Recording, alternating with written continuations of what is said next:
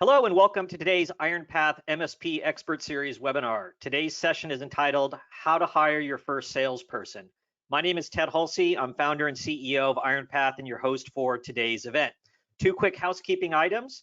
Today's session is being recorded and will be circulated to all registrants. And please ask questions as we go along. Be a participant in today's conversation. Let's see here. Now let's introduce our guests.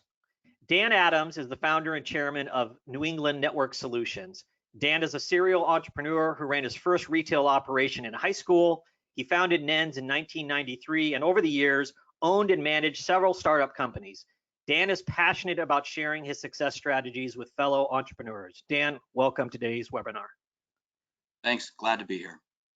Okay, and next up is Carl Bickmore. Carl is CEO of SnapTech IT. Over the last 20 years, Carl Bickmore has honed his ability to successfully lead and grow his managed services business while becoming a well-respected thought leader in the industry. As CEO, Carl continuously provides insights into operational improvement ideas for other IT companies and regularly speaks at cybersecurity management and international conferences. Carl, thanks for joining us today. No problem, Ted. I'll pay $20 for all those lies. No, just kidding. Thanks, I appreciate it. Okay, well now let me introduce IronPath very quickly. We help business leaders achieve their dreams. IronPath delivers sales and marketing services to MSPs and channel-focused vendors. Now let's get into the conversation.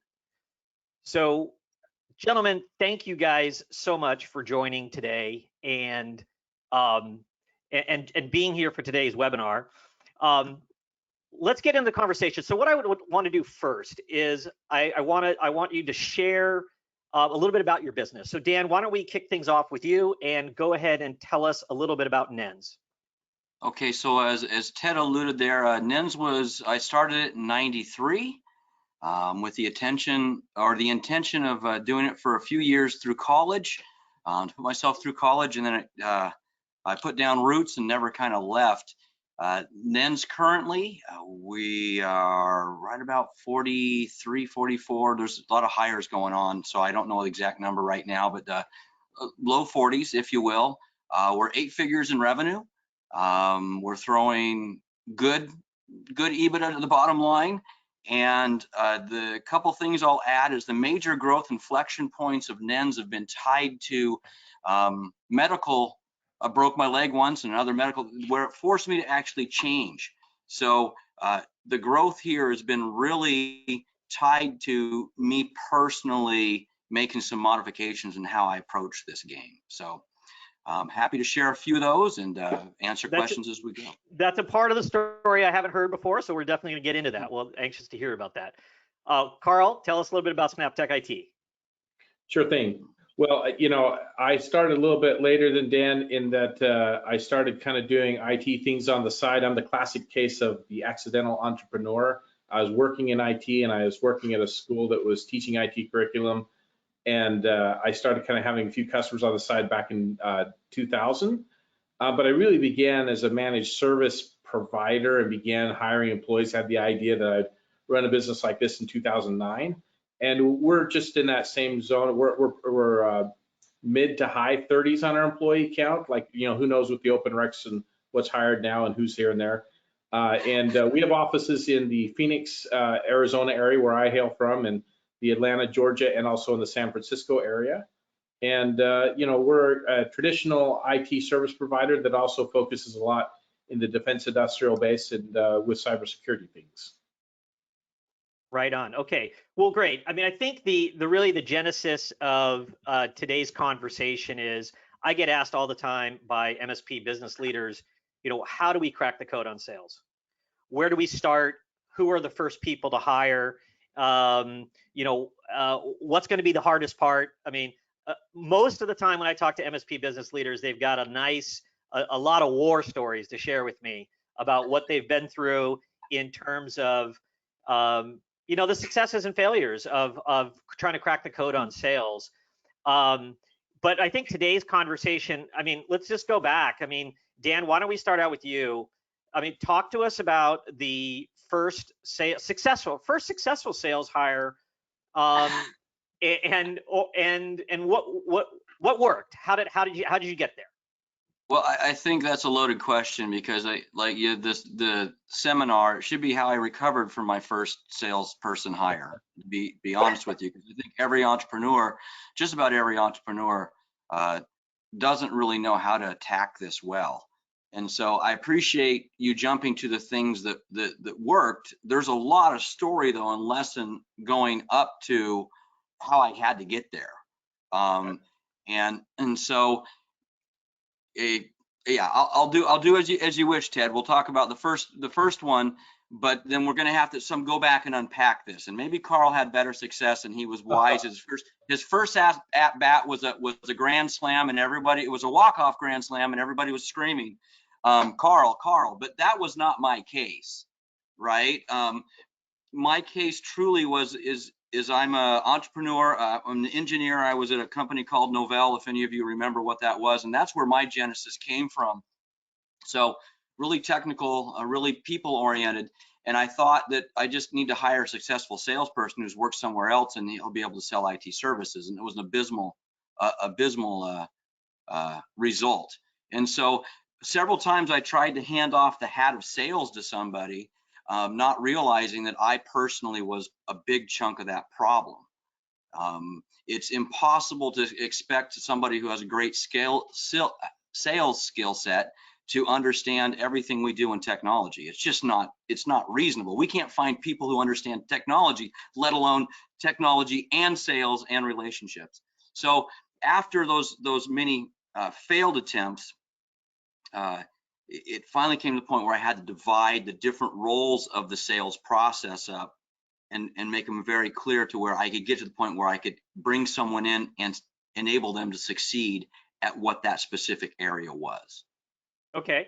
And how did you scope it? So breaking down the sales function into kind of discrete different parts of the sales process was a key part of cracking the code on it. How did you do that? Like, how did it, and feel free to jump back if there were like misstarts or speed bumps along the way.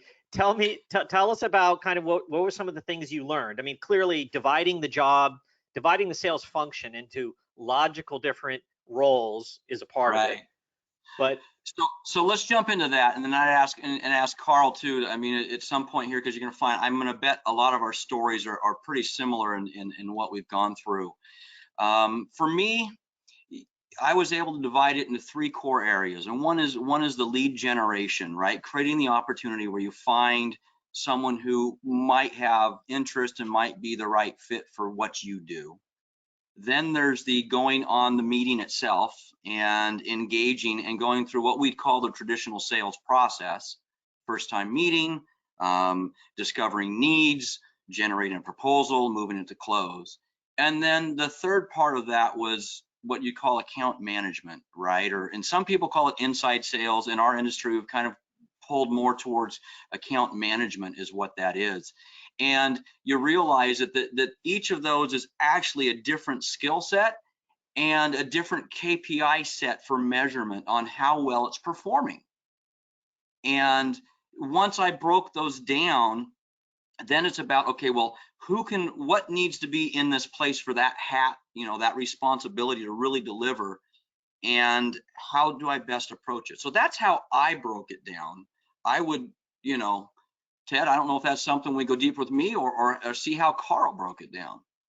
Yeah, so I think that's the way you broke it down, I think is kind of where I am right now in terms of my thinking about how you divide up the jobs into different constituent roles. But let's hear from Carl. Carl, why don't you talk to us a little bit about your journey to get to a successful account management team? Oh yeah, I really hope I do one day. We'll see. No, just kidding. Look, there was a lot of things that are very similar. I remember back in the day, my logic was like, well, I do all this stuff, so I can hire one person that can just do what I've been doing, and I'll go do other things. So maybe they'll even be more available, and so they'll produce even more. I remember having that logical idea, and so I would hire a salesperson and then just say, okay, do stuff. Go get leads, market to them, find them, and sell, and then also manage them afterwards and just build a book of business. it seemed simple and logic. It's sort of what I was doing myself, and why couldn't I hire somebody for that? It was a nightmare. Made the mistake several times. Then, okay, the other war story is, how many times do we try to outsource it? It's like, oh, let's hire somebody to just, get us our appointments and do all that. And I tried that several times, that did not work for us either. The things that started working is when I started to really finally, get it through my thick skull. Okay, these are fundamentally different motions that people have to do, and if they are assigned 3 motions, ultimately they'll do the ones that they maybe gravitate to or the easiest, and they will simply not get the other things done. It's like, I remember for a long time I had a sales guy on our team that really lasted at some level, but it was really like just account management he was doing. He was never really closing any of the business. So I would say the first successful salesperson I hired, though, would be I took a person that was a service coordinator that was regularly talking to our customers, and we developed her into an account manager, which has 2 major motions, which is customer service and the small part sales, or what we call business as usual, or BAU sales. And another piece that she also would do is help with the quoting process, so sales assistant kind of thing. And that really has worked and has worked well. And so to me, that was the very first, very important move, because it immediately took a fair amount of that off of my table. So then I could think harder about the marketing, the lead generation, and the actual sales process and the sales appointments. And then from there, it went to me figuring out, okay, well, this is how we should do our sales process. And then for me, it was next getting into the lead generation piece through both a marketing team and a business development team, and figuring out the separation of that was an interesting and a long journey for me as well, but it's really worked well. And so then once I have, some leads coming in and folks setting appointments, now I'm at a spot where I'm ready to bring in the account executives to actually start taking the appointments and driving the business home. So it really took the recognizing of separation of duties. And so I think there's a time when you're sized where it's perhaps appropriate for you to have an account manager and it's owner-led sales for a while. And then there's a point in time where it makes sense that you fill in some of the other pieces. But having somebody specifically focusing on business development and calling and booking appointments internally, as well as an account manager, I think are the 2 major moves that you have to make that will then get you to where you can develop the rest. Right. Once you get to the other side of that, then the options are there. Right. I want to double click on something you said and go back and maybe get Dan's take on this a little bit. But the big mistake you kind of identified early on is you were trying to hire kind of a mini me. I mean, Yeah. you were trying to you were trying to find somebody who had all the skills of an entrepreneur founder. That could manage relationships, hunt for new business, discuss anything in the product portfolio, come up with solutions on the fly, and do account management and be the VCIO. So you went out and tried to find somebody who was like a clone of you, and who was doing like 5 different sales functions alone, apart from like the technical work you were probably still doing at that stage in the business. And I mean, Dan, have you had the same experience? I mean, so yeah, let's touch on that. One of the biggest things I think as an entrepreneur you fail to see, especially if you have a little humility in you, that you can't understand that the other people aren't you, right? And you can't envision how somebody doesn't just get it and operate at the same level. And you wonder how come they're even working for you, or why would they even want to work for you? And they're just strong individuals. And you can see, chances are, if you're an entrepreneur, you can also see greatness in other people. And so you see their potential, you see things that they're capable of doing, and you can't fathom that they don't have some of the skills you have. I think one of the greatest lessons you can learn is they're not you. And thank heavens they're not you. In my case, thank heavens they're not me, because we've been able to grow far beyond my abilities. But I think that's a big key point here, is you need to understand they're not you, and they're not going to be you. Jumping back to the sales process, I think you do need to identify though what you're strongest at and magnify that. And so what Carl and I have both alluded to is this 3-pillar stool, if you will, that's holding things up. You've got something that's finding the opportunities, and that takes a lot of effort. And then you've got something that's engaging with the opportunities, and you got something that's managing them once they've been landed, if you will. I think the charisma that you hold as an entrepreneur uniquely qualifies you to be stronger in that second pillar, right? So you have the passion. It's your company. You started this thing. You know it really well. You have your understanding, your technical ability. This is how I know I can solve your problems and move you forward, right? So bringing anyone else to play that role at the start does not make sense, because you only get so many at-bats. I want my best designated hitter swinging at the plate. That's you. There's just no questions that's you. But look at those other 2 areas, and I'm going to drive appointments so I get more at-bats, right?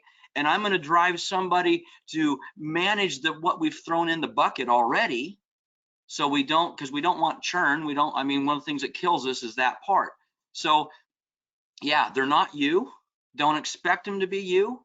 You've got a unique amount of charisma and pull that enables you to kind of work through it, and you've sold through your relationships and the people you know now.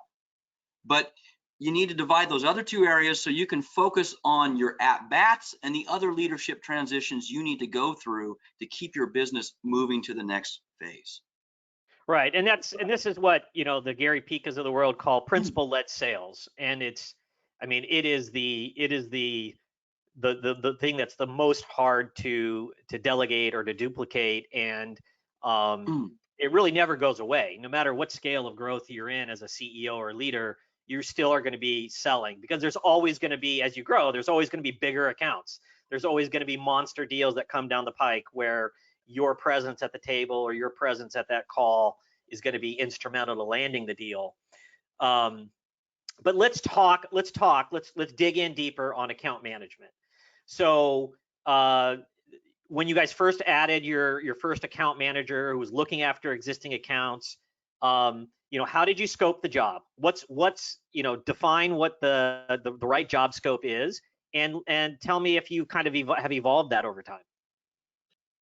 Yeah, I'll jump in on that one. So the initial point of view was like, oh man, as an owner, I'm holding all these relationships and taking care of all this, you know, real detailed work that frankly owners are oftentimes not good at, and somebody can do much better than you.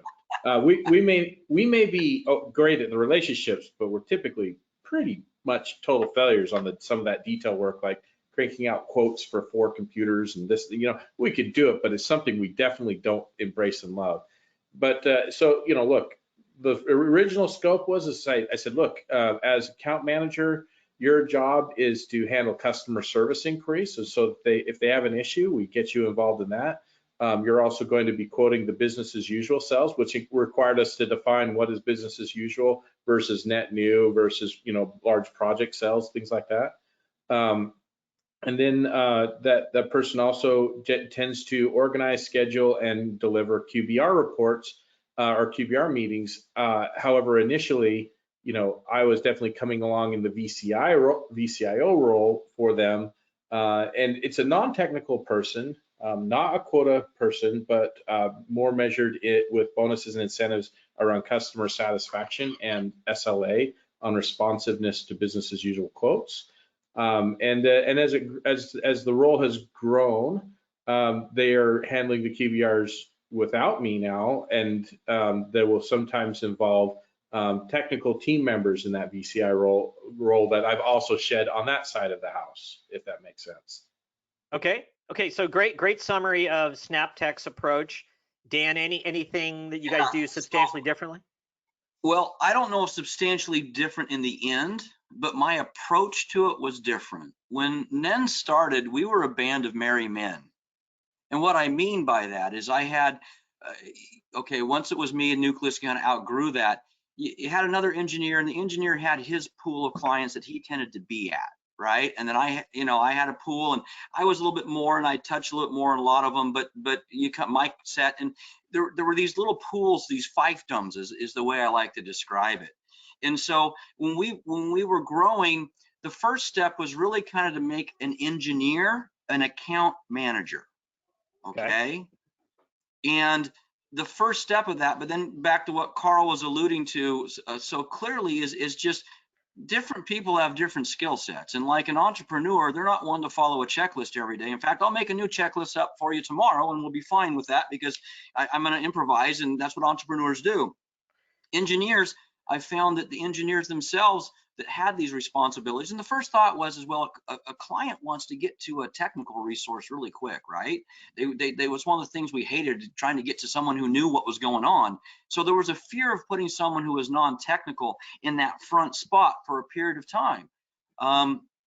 So the engineers, though, when you started talking to them about upselling, cross-selling, standards across, they bristled because this was kind of their world, their environment. I'm the main lead here.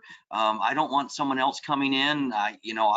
As engineers, we all have that pair of tights we like to put on and be the hero sometimes. So really, encroaching on that was difficult, and I had some pushback from my team doing it. And so we had to go through a transformation of moving away from technical account managers to more of a business account manager, and that was a hard transition. So that's how we finally got there, though we needed to. And then you have VCIOs assigned or resources available, so they have that tech resource to pull in.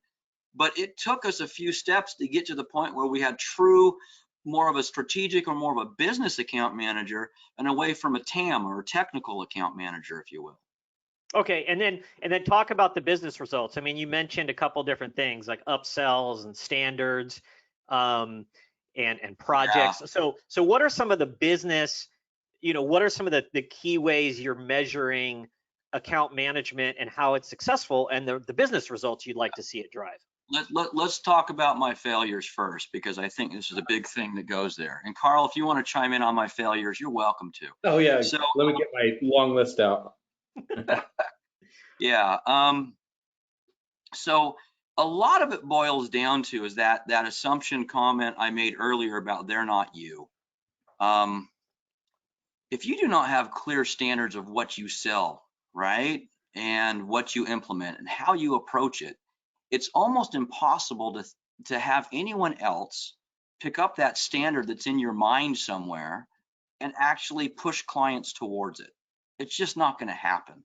You can talk about it. Hey, we should move everybody, or, I like Datto this month, or hey, I like, that's not going to work. You really kind of have to define what you do and don't do.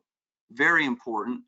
And that needs to be very clear for everybody to know. Otherwise, how can you incentivize or push or encourage everybody to move to standards so all your clients have the same benefits and there's a uniform stack if you don't define that?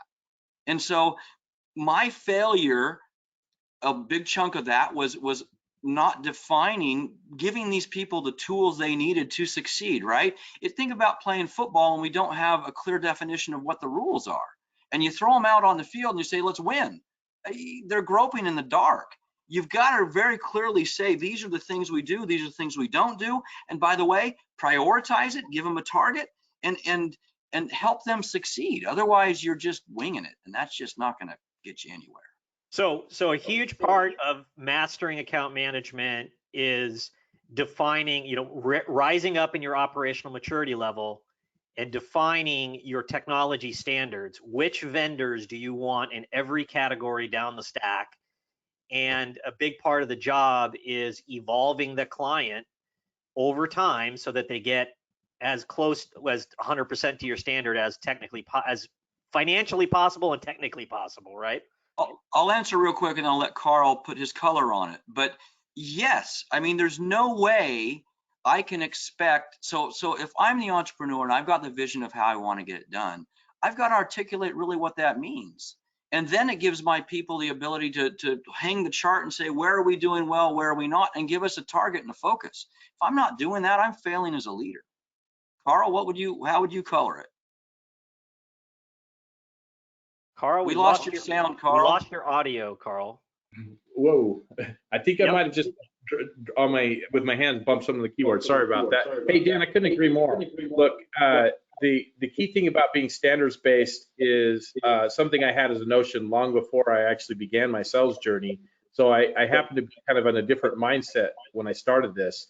But I'll say this, you know, the giving your account managers or your business development or sales or anybody else the sandbox that they play in and a clear set of what it means to win, what it takes to be successful, and markers and measurables and KPIs. That's an essential component of delivering IT, and that doesn't change in IT sales or in MSP sales, however you look at it. So yeah, couldn't agree more about the account managers having a really clear sandbox to play in, which I think is really what you're saying. Is like, you know, this is you, this is me. Here's what success looks like. Here's the process, and it really does come down to the visionary of the organization getting everybody in alignment, and that's the number one focus. I feel like I still drive in my business today, and I will for a long time.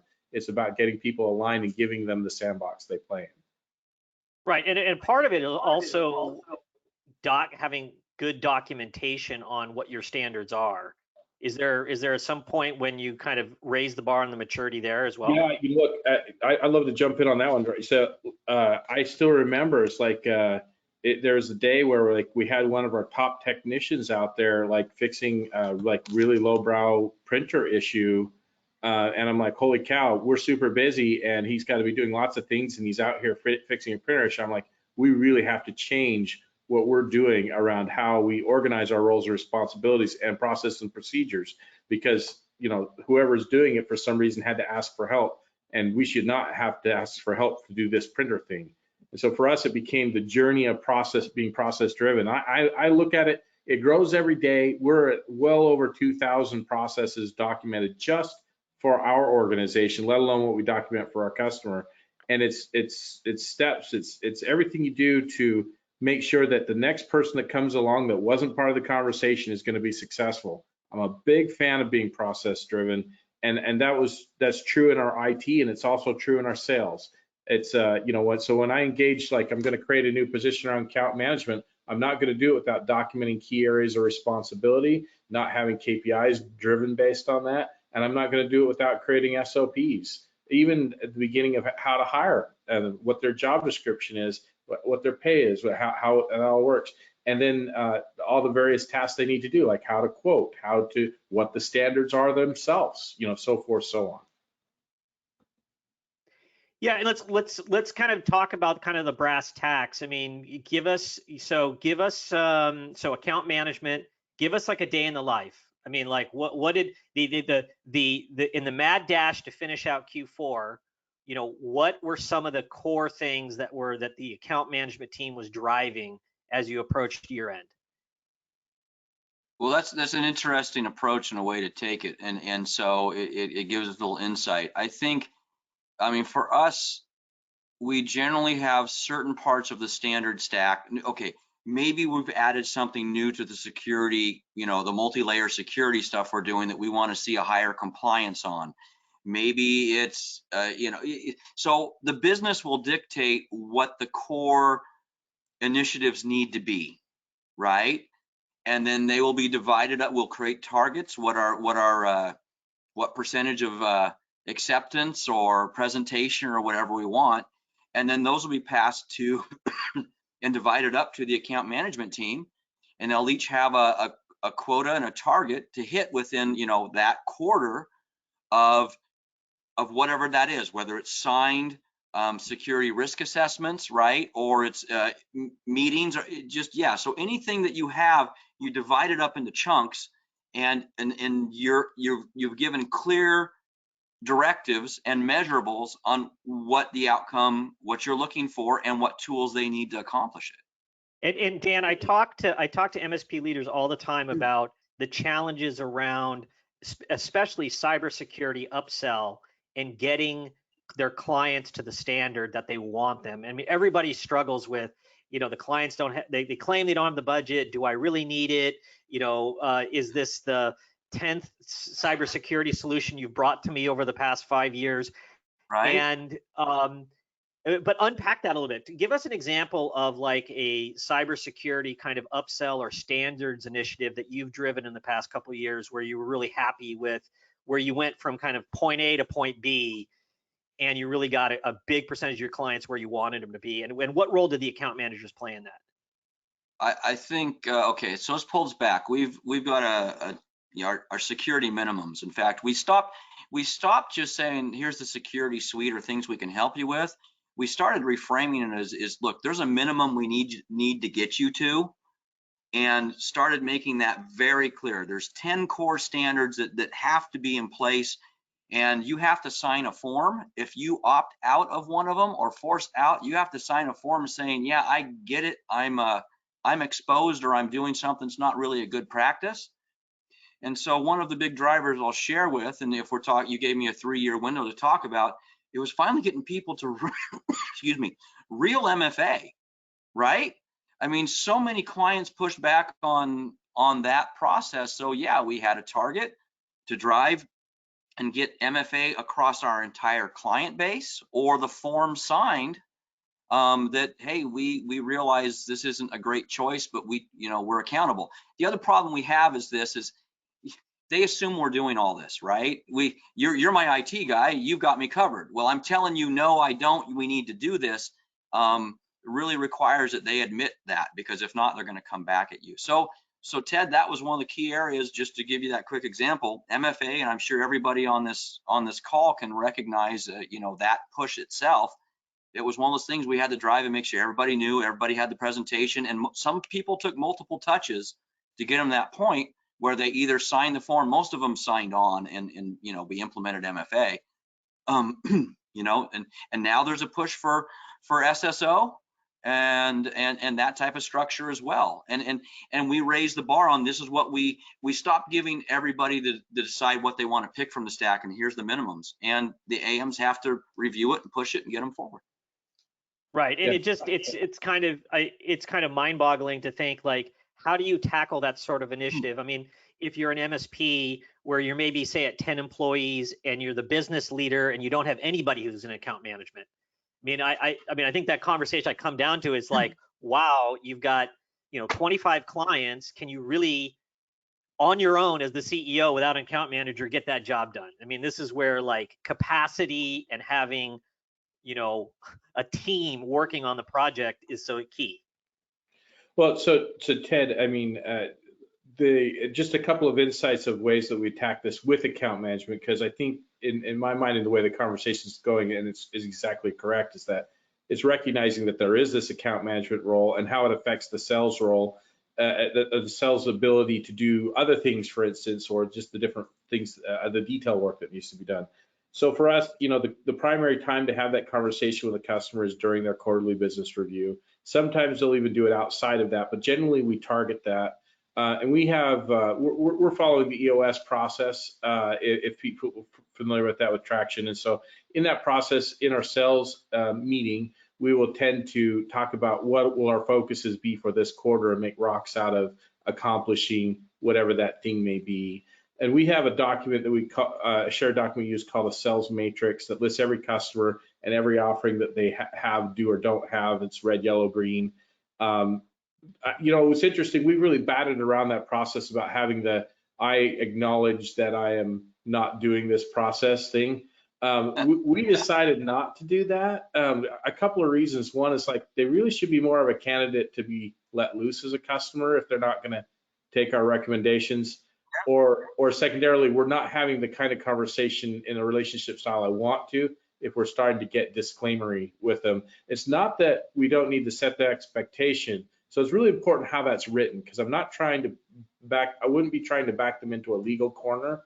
No. I don't want that type of relationship, but I do think it's good to make sure that they really understand it. And some may not understand it until it's written down, and I get that. But the overall point is, when it comes to the account management piece, it's really great for me to come to my account management team now and say, okay, here's the business priorities. We have these security initiatives, and this is the new thing we want to do, so let's focus on that. Or, there's been other quarters where like, oh man, we've got a fair amount of the renewals for the data BDRs coming up.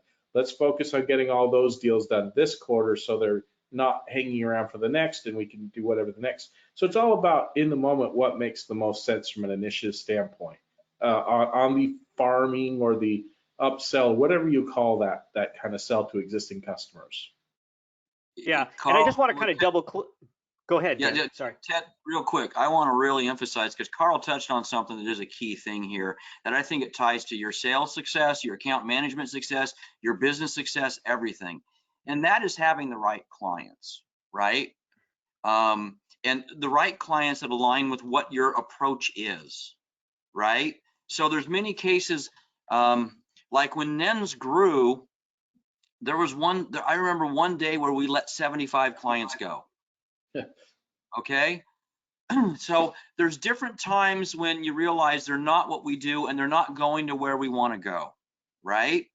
And for us, that hey, it's a simple form. We're just trying to get them to wake up. It's not a legal thing, but it's one of those. It's an acknowledgement form that, you know what, I'm really kind of going out. But if your clients are aligned with you, that is never really an issue. And so for us, that's one of those things where if things start going that way, we know we're not a good fit. It's one of those other things that kind of pinpoint. But having the right client that sees your vision, how you want to implement it, that's a great help, because if you're trying to upsell or push the rock uphill at every step, man, that's a tough slog, and you're probably better off just switching to a better client than trying to make them conform and grow. Because yeah, it's just always, like there's yeah, pardon me for interrupting, Dan. I thought that was a a breaking point there. So, yeah, look, it's always tough to think I'm going to let a customer go that's willing to pay me.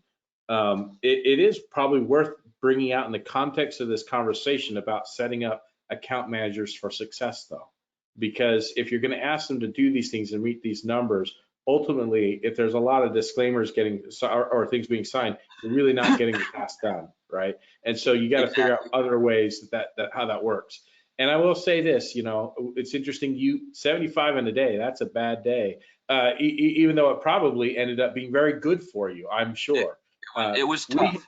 Yeah, I mean, I'd say just as a quick tip, the first time we ever really thought that way, we went A, B, C, D for all of our clients, and all the D's had to go.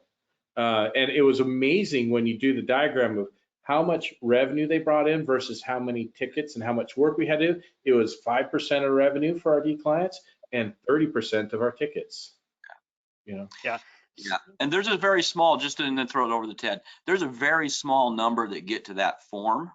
The only reason that that's there, though, is there's a few people that you will meet occasionally that do need to be reminded that this is a serious thing, especially back to Ted's comment. You've brought 8 security things to me in the last, period of time. They're having to go through change too. Yeah, I think the key thing is to remember that the form doesn't solve your problem. It might kick the can somewhere for you, but your problem is they still don't have that thing that you think they need to have. And so I like to have the conversation. That's what I mean by it's not always having the right conversation when you go there. It's more like, how do you get them to the spot where they can see it? And maybe you can negotiate, maybe not this quarter, next quarter. Okay, let's talk about this. Or maybe there's some other way we can do this to make this work for you. Maybe we'll implement it in slow bill. There's lots, look, the reality of it is most of this stuff is actually pretty incremental in the big picture. And so it's really just about being confident and knowing that you just need to make the recommendation and not be forgiving when they push back, because they'll sense lack of confidence and then feel like you're not really behind it, and then you don't really feel strongly about it. So it's really more about your ability to sell it, in my opinion. To your point there, and Ted's going to go red in the face here because we're not letting him talk. We're trying to help you, Ted. It's best if you're the other thing too on account manager success we found is when they do push back, part of it's been, or the majority of it's been, is they do not know how to defend the value of what you're doing. So if you're giving an account manager a responsibility to represent something in your stack or your whole stack or whatever, and they cannot articulate the business pros and cons and values and benefits and some of the concerns and objections that come up, then you have not set them up to succeed. And you're putting someone in a really bad spot. And it's tough as an entrepreneur when we tap dance, right, into that conscious, unconscious competence, that grid you could go through. they don't have that skill, that tap dance skill, nor do they have all the technical background to figure it out on their own and do that. You really need to create a small playbook and help them understand. For us, that's why we have those initiatives, quarterly initiatives, whatever, because it's hard for us to build a playbook for everything we're doing and say go. It is reasonable, though, for us to say these are the 2 things we're pushing. Here's the 2 core playbooks here, and slowly build that as things change. So set them up for success. You're going to have to think through the process. You're going to have to think what you would be saying, what the client might be saying, and enable them with that vocabulary, those examples, that they go into this and know the value of what they're representing. If not, they'll back away quick, because their main relationship is trying to make that client happy. When they sense that client's not happy, they back off. Even though it's to the client's detriment, they need to know anyway. Well, yeah, so yeah, go ahead. the word you used though was enablement. You have to enable your account managers to go drive that business agenda. You can't overwhelm them on a quarterly basis. You got to pick your battles. You got to leverage training so that they've got the technical know-how. You're working with your vendors to leverage what training resources you can get from your vendors as a potential additional resource. You need to scope it so they're not overwhelmed, and you need to arm them with the tools that help them facilitate the conversation. All of those things are necessary to set the team up for success to drive that initiative.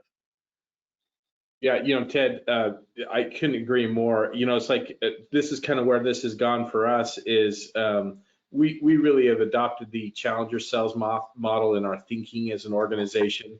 And there's this tool in there they call creating a commercial insight for an offering, where you actually talk about the assumptions that the customer may have, so you're kind of ready for them. The interesting and educational facts that help them understand why you're bringing it up. What would be the cost of not doing anything, and then why your SnapTech can uniquely solve this problem for them. And here's the big secret. So Dan talked about this, doing it for the ones you focus on. We have actually gotten to that point where we have a commercial insight documented for everything we sell, and we put into our R&D project, we will not introduce a new vendor without that document created and everybody been trained on it. And so that's just part of our new R&D processes. There's a training piece, and it's part of the deliverable if we're going to introduce a new offering.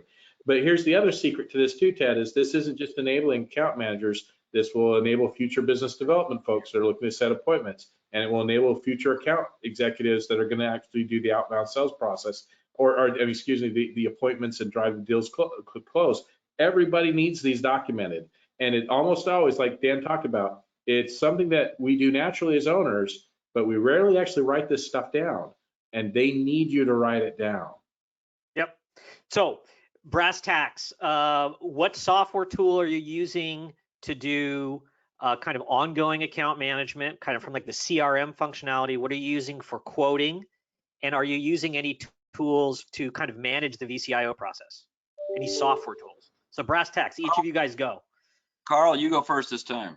Okay, yeah, no problem. Okay, so, well, our CRM functionality is in HubSpot, but we actually don't do our account management for existing customers there. We run it out of our PSA, which is ConnectWise. So account management happens out of PSA tool, ConnectWise Manage. For the QBR functionality, which is a big part of what they do, we're using Lifecycle Insights. Let's see, what are the other tools you're asking about? Quoting. We document our commercial insights and policies in IT Glue. Maybe that's the other one to throw in. Well, right, but don't you guys use ConnectWise Sell to like send out quotes? For quoting, we use Sell as well. Yes, that's the quoting tool. Okay. Very good. And we use that for quoting both existing and net new stuff. And all quoting happens in Sell for us. Yeah. And how about you guys? It's tough because I still want to call it Quozel. Yeah. So we are not in the same order as Carl goes. We use Infusionsoft for the inbound stuff, or Keep. It was renamed to Keep, right? As that side goes, we're ConnectWise as well. So ConnectWise Manage, ConnectWise Sell are in there in the center. And the last piece of it, we're using True Methods, my IT process, to drive the QBRs and standards and where they're sitting. Okay.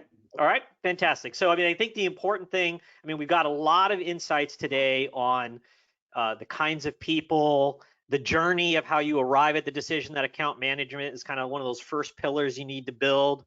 We talked a lot about the business benefits you're going to get out of having an account management team in the form of driving standards and taking care of that business as usual stuff and driving a QBR process. And then you got to have the right, you have to train and enable them. And part of enabling that account management team is having the right software tools to drive this overall process. Let's talk about one of the things that I hear, one of the biggest complaints I hear about from a lot of MSP business owners, QBRs. And people always joke, like, why are we calling them QBRs? They don't happen quarterly. Or they're not happening at all. Let's keep it simple, call them QBRs. But like, how do you guys think about your goals, about how frequently you want to have a strategic conversation with your clients? Or are you segmenting the clients? Do certain clients get a different sort of touch? How are you guys thinking about that process? Go, Carl. Okay, so yeah, thanks, Dan. We do call them QBRs, and for the vast majority of them, they are quarterly and happen quarterly. And it's a big process to get that scheduled to make that happen. It's also really important that you're providing customer meaningful value so that they actually want to have them. Because if you're going there just to sell them something or whatever that may be, or you're not providing valuable insights or helpful information for them, they won't want to have them, and they'll push them off. That being said, though, it is notable that there are certain size clients that we actually need to have these type of meetings even more often than quarterly, which is the other version. And so, a lot of our customers, we have a few that are in this, 500 seat plus range that actually we have more often conversations than quarterly in things that are strategic in nature. But the vast majority of our customers are 25 to 100 seats, and the quarterly routine hits exactly right. And we have a few rare exceptions that we put them on twice a year instead of quarterly, and even though we still refer to them. And look, we're managing all this schedule by ticket templates and ConnectWise, so every customer in their onboarding gets this ticket template created and sets the routine, and those tickets to get that scheduled are just automated onto an account management board that has its own set of statuses, so we know where everything's at and preparing the reports, scheduled, ready to go, all that kind of stuff. That's the overall kind of flow for us. But look, it's amazing how many more QBRs happen when you have somebody who's assigned to do it and is held accountable to it. Great. I think the most often when they failed is because it was on me, and I'm the owner, and nobody holds me accountable other than myself, and I wasn't. So, Dan, comments on the VCIO or QBR process? Yeah, QBR. I think the only thing that I would add there to that is really just clarification that it really depends on the frequency and the volume of change at the client site, right? A large fish is going to be changing a lot more, and you got to do more touches there. A smaller fish will have less touches. For yourself, though, if I wouldn't jump into lots of touches if you don't have this discipline down. Set the target lower, hit it every time, and just kind of build into that world. The other thing, and is really the pushback you'll get on this is the preparation it takes to deliver a good QBR. And so the strength you have there of your systems that gather the information, the engineers that are tracking everything so the information's up to date, whatever those things are that have to be in place to be able to do a QBR well, is you need to do your best to make it as efficient as possible. So back to the quota target that Carl was talking about, make sure that the tools you are using and the actual time it takes to produce a QBR, you're being, you know what those things really are. So when you drive the number, I mean, Carl, how many QBRs on average is one of your AMs supposed to do in a month? About. Or quarter, so whatever. It's funny because we think of it quarterly, and so it's about 40. So not in a month, 40 quarterly. So divide that by 3, I suppose. Yeah, well, right. So the reason I think about it monthly is you're right. They happen quarterly, but there's a limit on how many they can do in a given week. And so right. And it's funny, we're at the same number, and we're going to get to it at some point. But really, an AM is pretty much booked managing about 40 clients or so if they're doing it right. About the upper limit.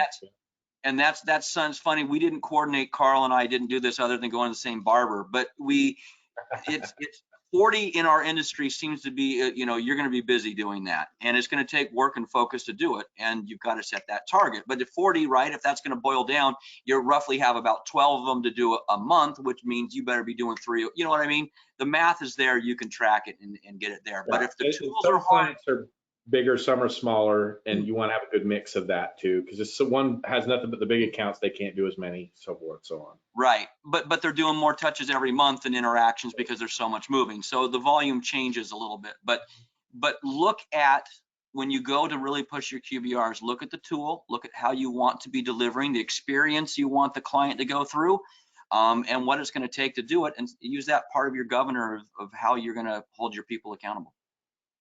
Awesome, great metrics. So, you know, 40 accounts, you've got to have a disciplined cadence. It's got to be a part of the account management team's goals.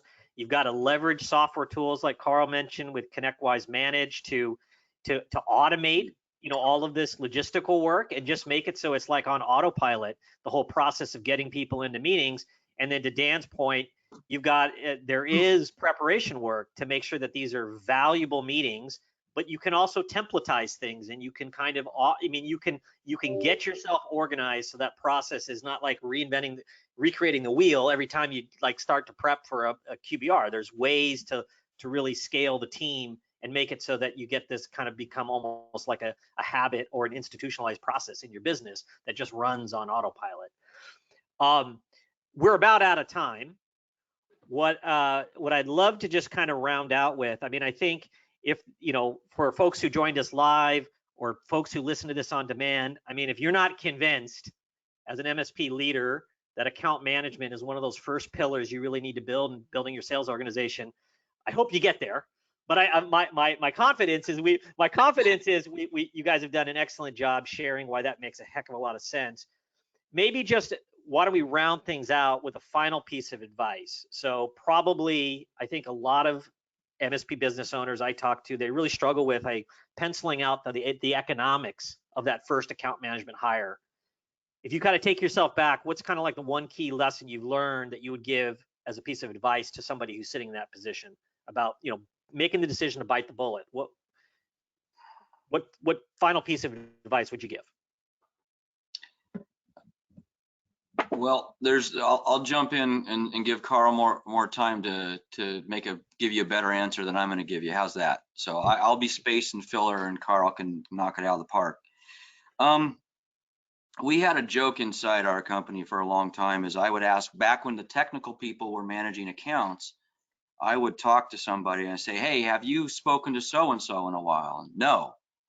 Well, why haven't you? You know, you got to be talking to them. Well, if I talk to them, they're just going to give me work.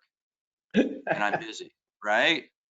And the business owner in me would scream and die. But so really what this is there's financial value here. If you get to 20, 30 plus clients, there is a strong financial value here for you, that if these people are not being touched regularly and guided regularly, you're losing opportunity. And there's nothing worse than getting that phone call where we've decided to go with someone else, and they say, well, why did you? And you said, well, they do X and Y. And you go, well, we do X and Y.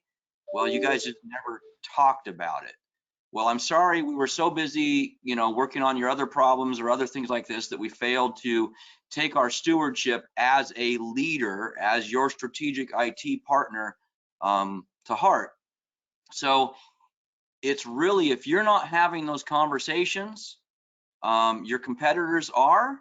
And if you've got 20, 30 or so not employees, clients or more, you are bleeding without recognizing where the blood is coming from. So engagement, regular engagement managed by an account manager. It's great defense because you're gonna ferret out any service issues, but it's offense. Every conversation is a potential project, a potential technology alignment. How can you be a trusted advisor? How can you have a relationship with somebody that we're never really communicating with, other than just crisis, fix my problems? I mean, If you're a break fix shop, yeah, have fun. But if you're really trying to move upstream, I don't know you can without building that relationship. Great, great. Carl? Yeah, I would say like specific to getting over the financial hurdle of this, account management, as we've described it, what you should be realizing and looking for as a result, and it happens fairly quickly, is a margin improvement, not a margin decline. A customer retainment improvement, not a decline. A customer referral improvement. There actually, if you're not doing that role and not doing it well, there are probably a few things you can do better to actually increase the revenue and to make more money than to add account management, because of all the other things it facilitates, but also because what it means to our customers, the loyalty increasing, the better protected customers, so less issues happen. So they're more profitable by just nature of that. And the solutions that get sold that you probably wouldn't have gotten to quite as effectively. And the fact that they're separated from being the people delivered keeps them objective in the goal and the focus of what that role is. It keeps that job pure. The other thing I'll just say is the overall parting advice and the whole concept, and this is the thing that I really had to learn that I just didn't understand because I came from a technical background and I'm this IT guy, and it made super good sense to me that we separate roles and responsibilities in IT because different people have different skill sets and different motions, different focuses. And you have to realize that marketing and sales are the same way. You need these different motions. You need to understand that anytime you have somebody with 5 jobs, they're going to not do any of them very well. And so it's about figuring out where to start in the path of order to putting it together and understanding that success is going to come by understanding how those roles and responsibilities should be broken out. We've talked about account management today, but it keeps on going after that into the other roles as well. Absolutely. So, and I love the comment that like there should be, or there will be lots of low-hanging fruit and benefit and ROI peeling off immediately after you get a person in place and start managing them in this role in terms of referrals, loyalty, service issues resolved and cut off at the pass before they become bigger problems, et cetera, et cetera. So that value will come quickly. It's an investment. It's an investment in salary and comp, but it's also an investment of time, but the ROI starts flowing over you real quick. So great thoughts. Gentlemen, we're out of time. Thank you so much for spending time with us today. Today, we were joined on this MSP Expert Series webinar by Dan Adams from NENS and Carl Bickmore from SnapTech IT. Gentlemen, thanks a lot. Really appreciate all the insights and advice. Thanks, Ted. Thank you, guys. Thank you, Ted. Have a great day, guys. Take care, everybody. Take care.